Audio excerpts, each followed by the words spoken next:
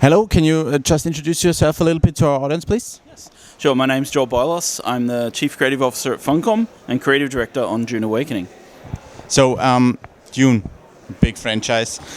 What are your personal first experiences with Dune, and why did you choose this original inspiration? Sure, so my personal first inspiration, I played the 1992 Dune game, not the RTS, but the other one. And I really loved the sort of visuals and the universe, and the music in that game was amazing. And then, I kind of got into all things Dune. I read the books, and, it just sort of became a passion from there. For Funcom, in around 2019, we were working with a company called Petroglyph, and they're the guys from Westwood who made the original Dune RTS. And they told us that there was some talk in Hollywood of a new Dune movie being made. And so we got contact with Legendary Entertainment, and we found out that they were making this, they were starting to work on this Dune franchise movie. And we were like, let's get in on this. We really think we can do something good with Dune. So that would be my next question. When did the production of this project start? Did you work with the movie team, with the new movies? Yeah, I think we started.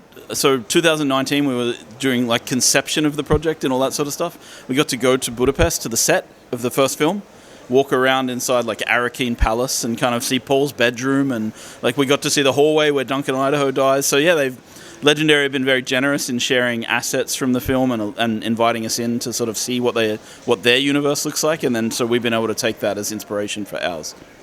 And what is it like to work on such a big franchise, which is, you've seen the two films. Yeah. It's scary, right? When we started, it wasn't as big as it is now, right? The two films have really blown up. So when we first started, it was cool. We think we can do a good Dune movie. We've been working with Conan for a long time, and we know how to work with the world and make it interesting.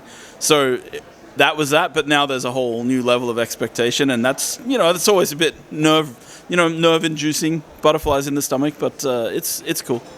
Did you get any advice or Easter eggs or anything else from the Herbert family or from Denis Villeneuve? Yeah, so I met Denis at the premiere of Part 2 in London. That was really nice. But we didn't really it was at a party, so we didn't really have time to talk about the game much. So we just sort of said hi. But all of the writing and things for the game, including the art, we run through Legendary and the Herbert estate.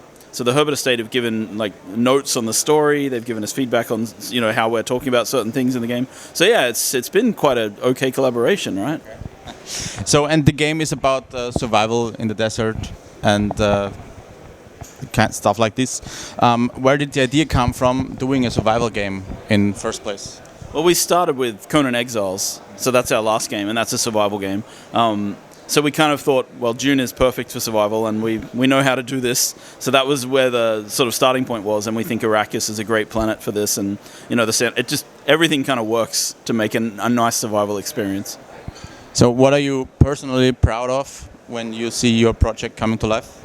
There's a lot of things, but I think my angle as creative director has always been, I tell the team, when you make a design, Dune comes first. Game design is kind of the part that it needs to be altered to fit the Dune universe. So I think what we have with our game now is something that feels very different, very unique, because it's very focused around Dune. So the abilities in the game are very Dune focused. The way that things play out in the game is very Dune focused. The survival is very Dune focused. It's very much about sandworms and vibration and thinking about how you move around and staying out of the sun.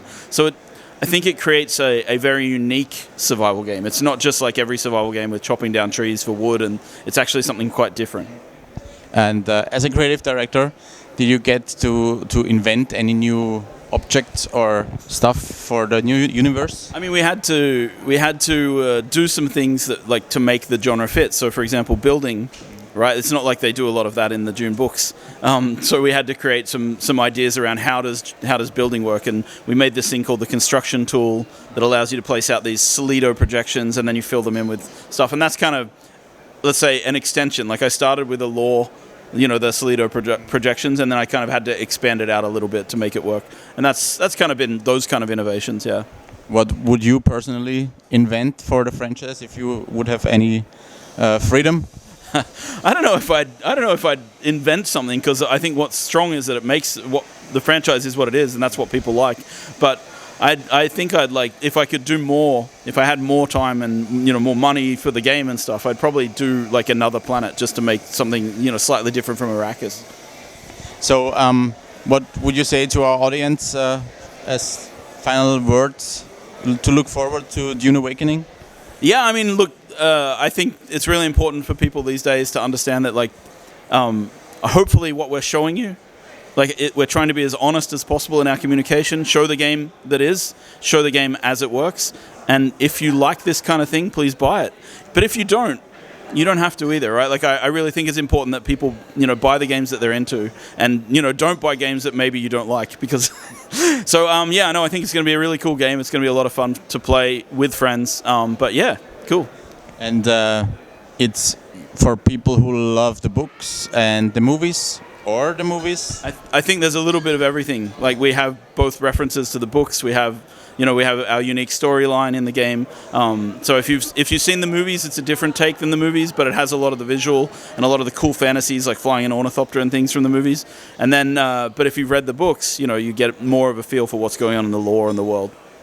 Okay, thank you very much. I'm looking forward to the game. Early 2025? Yeah, that's right. Yeah. We have a window early 2025. Okay, thank you. Thank you.